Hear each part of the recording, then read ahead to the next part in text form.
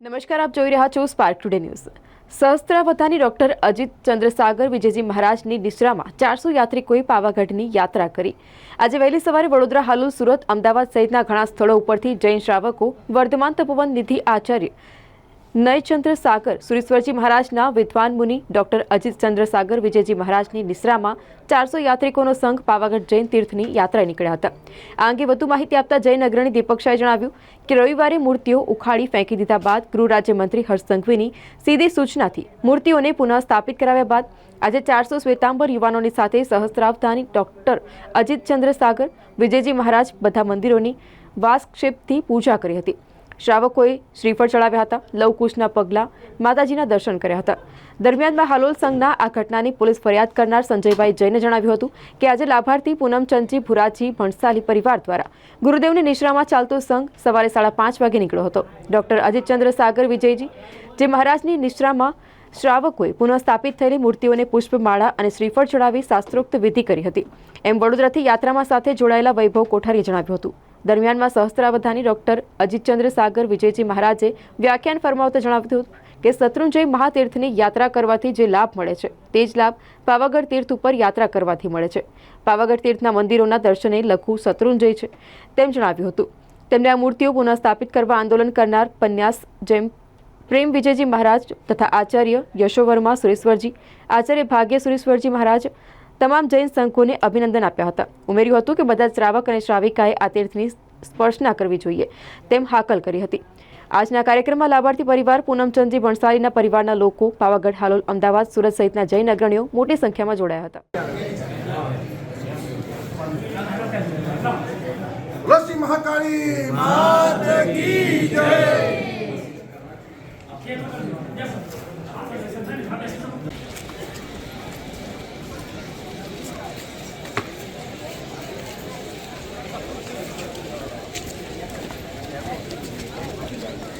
ये तो फोन करो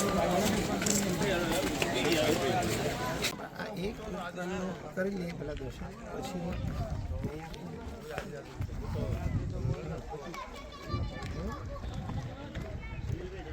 नमो वज्रायाणं नमो लोये सब्बसाहुणं येसो पंचेण मुक्तारो सब्बभावपणासनो मंगलानं च सब्बे सिंपणमं हवै मंगलम् एसो मंगलनिलो भवविलो शैल संग स्वजनो श्रीण मुक्कारे महामंतो जिंद्यमित्तो सुहमदे जय जग जीव जोनि व्याणो जग गुरु जगानंदो जगनाहो जगबंधु जय जगप्रियामहो वैवं जय सुयानं भवो तित्थयराणे मपच्छिमो जय जय गुरुलोगानं जय महप्पा महावीरो। चलो वंदन, सामूहिक गुरु वंदन।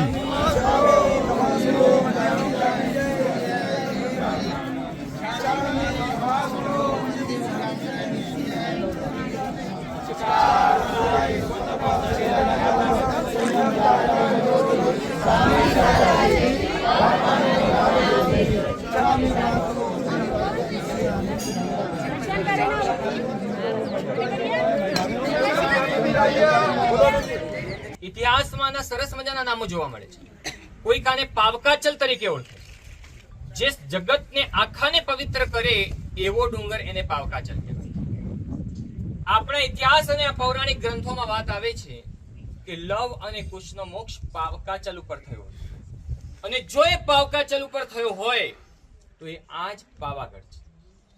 આ પાવાગઢ વિકસિત ક્યારે થયું અને ક્યારે આપણા હાથમાં આવ્યું એનો કોઈ સાચો કે પ્રામાણિક પુરાવો તો અત્યારે કોઈ શિલાલેખો રૂપે આપણને જોવા મળતો નથી, પરંતુ સમય સમયે આ પાવાગઢ ઉપર થયેલી અનમોલ ઘટનાઓ આપણને અલગ અલગ ગ્રંથોમાં ક્યાંક ને ક્યાંક ઉદાહરણ રૂપે કે દ્રષ્ટાંત રૂપે જોવા મળે છે।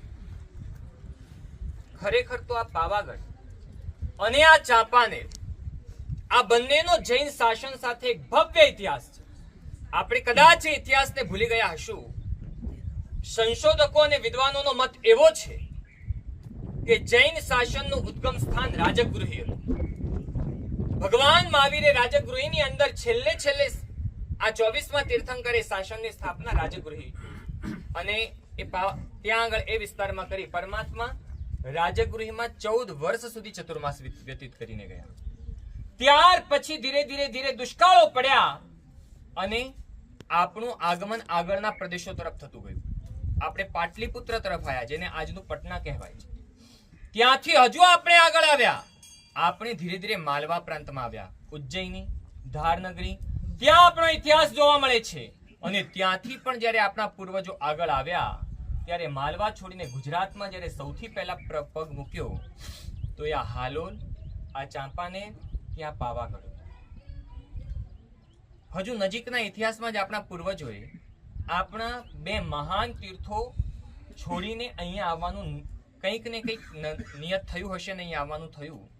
થોડાક સમય પૂર્વે જ બિહાર છોડ્યું અને બિહારમાં બે પવિત્ર તીર્થો એમને છોડ્યા. કાળક્રમે દુષ્કાળ કે આંતર વિગ્રહો કે રાજ્ય વિગ્રહો કોઈને કોઈ કારણવશ એમને છોડ્યું અને આ તરફ આવ્યા. જ્યારે આ તરફ આવ્યા ત્યારે બે મહાન તીર્થો એમને છોડવા પડ્યા, એક ચંપાપુરી અને પાવાપુરી. અને આજે પણ તમે ભારતના નકશાને બરાબર ઊભો વાળો તો ઊભો વાળ્યા પછી બિહાર પ્રાંતનું ચંપાપુરી અને પાવાપુરી, ગુજરાતના જે પ્રદેશને અડે ત્યાં જે બે તીર્થો વિકસિત થયા એ ચાંપાનેર અને પાવાગઢ. આ પાવાગઢ અને ચાંપાનેરનો ભવ્ય ઇતિહાસ છે.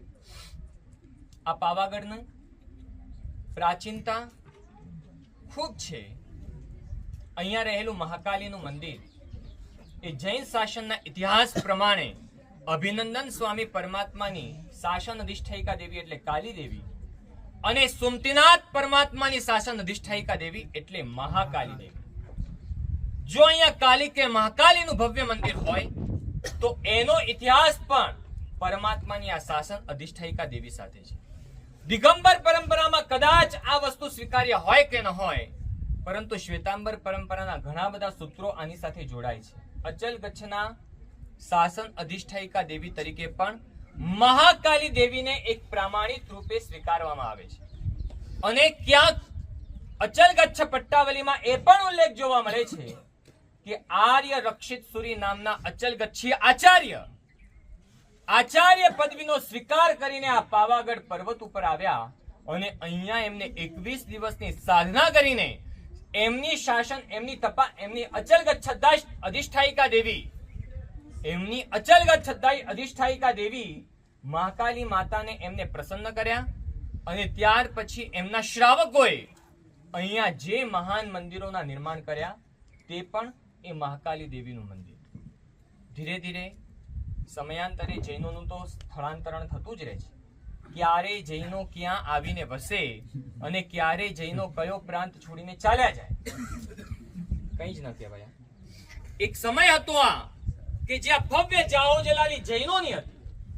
આજે આપણે એ સ્થાન ઉપર બેઠા છીએ જ્યાં સર્વતોભદ્ર આકૃતિમાં જિનાલય બિરાજમાન છે. અમે આખું સર્વેક્ષણ કર્યું અને આ સર્વેક્ષણ શાસ્ત્રોક્ત પ્રમાણ મુજબ જોવા જાવ તો સર્વતોભદ્ર આકૃતિમાં જિનાલય છે. જ્યાં વચ્ચોવચ્ચ એક ભવ્ય જિનાલય, ઉત્તુંગ જિનાલય હોય, એની ચારે દિશામાં 4 નાના નાના જિનાલયો હોય અને બાકીની નાની નાની દેવકુલિકાઓ દ્વારા આ બધા જ જિનાલયો એકબીજાથી સંયુક્ત થતા હોય, એને આપણે ત્યાં સર્વતોભદ્ર કહે છે. ચારે બાજુથી જ્યાં મંગળનું આગમન થાય એવા જિનાલયોને આપણે ત્યાં સર્વતોભદ્ર જિનાલય કહેવાયા છે. આ જિનાલયની શિલ્પકલા, આ જિનાલયની અંદર રહેલી કોતરણી અને આ જિનાલયની અંદર રહેલા પ્રમાણો એ આપણને માનવા મજબૂર કરે છે કે આ જિનાલય નવું નથી, પ્રાચીન છે. અને આ જિનાલય શ્વેતાંબર પરંપરાનું એક અભિન્ન અંગ છે.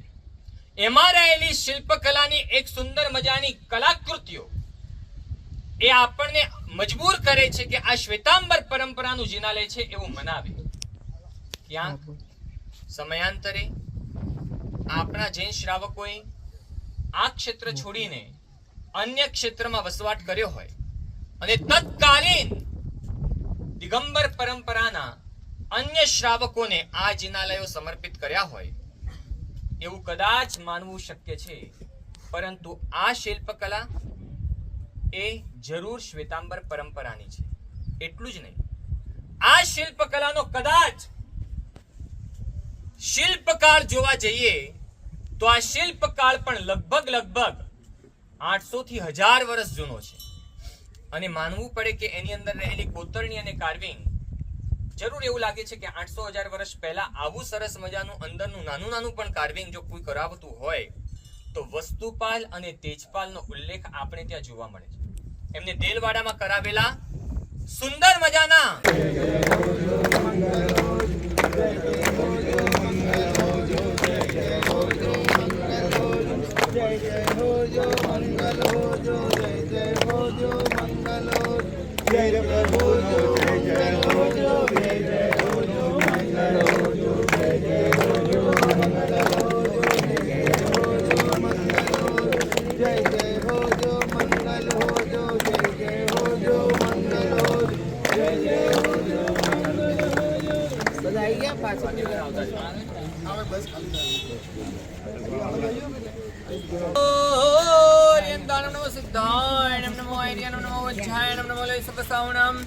એસો પંચેણ મુક્કારો સબભાવપણાસનો મંગલાનંદ સભે સિમરવમ હોય મંગલમ એસો મંગલ નિલો ભવિલો શૈલ સંગ સુહજનો સિનેણ મુક્કારે મામંતો ચિંત્યમિત્તો સ્વંદે જય જગ જીવ જોણી વિયાણો જગ ગુરુ જગાનંદો જગના હો જગબંધુ જય જગપ્રિયા મહો વૈવમ જય શ્રીયાણમ પપવો તિક્ષેરાણમ પચ્છમો જય ગુરુ લોગાણમ જય મહપ્પા મહાવીરો સર્વારિષ્ટ પ્રણાસાય સર્વાભિષ્ટાર્થદાયિને સર્વલબ્ધિ નિધાનાય શ્રી ગૌતમ સ્વામિને નમઃ.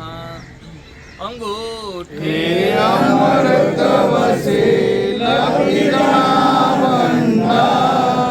શ્રી ગુરુ ગૌતમ સમરી વાચિક ફલદાતા.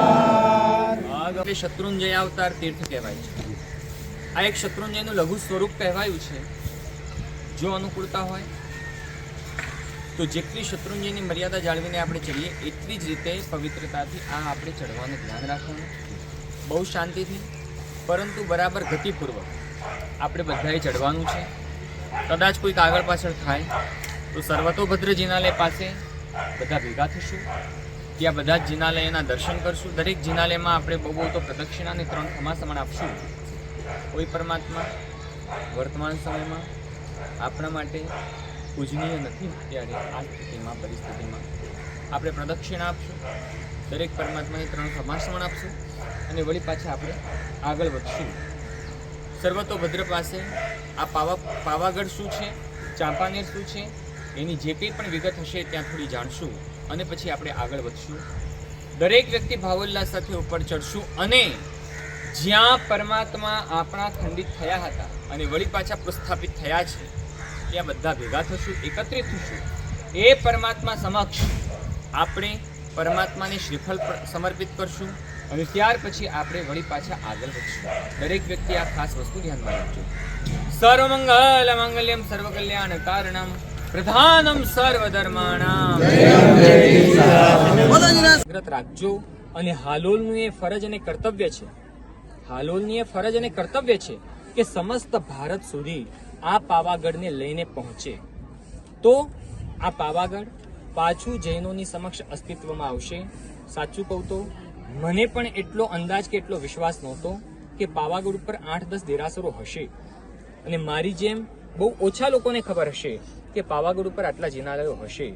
બસ લોકો સુધી એટલા સમાચાર પહોંચાડજો કે હજારો વર્ષ પ્રાચીન આપણા જૈન મંદિરો જો ક્યાંય આજે પણ સ્થાપત્ય રૂપે અવશેષ રૂપે વિદ્યમાન હોય તો પાવાગઢમાં છે. અને પાવાગઢ અને ચાંપાનેર જૈન શાસનનો પ્રાચીન ભવ્ય ઇતિહાસ છે. બસ આ સંદેશ લોકો સુધી પહોંચાડજો.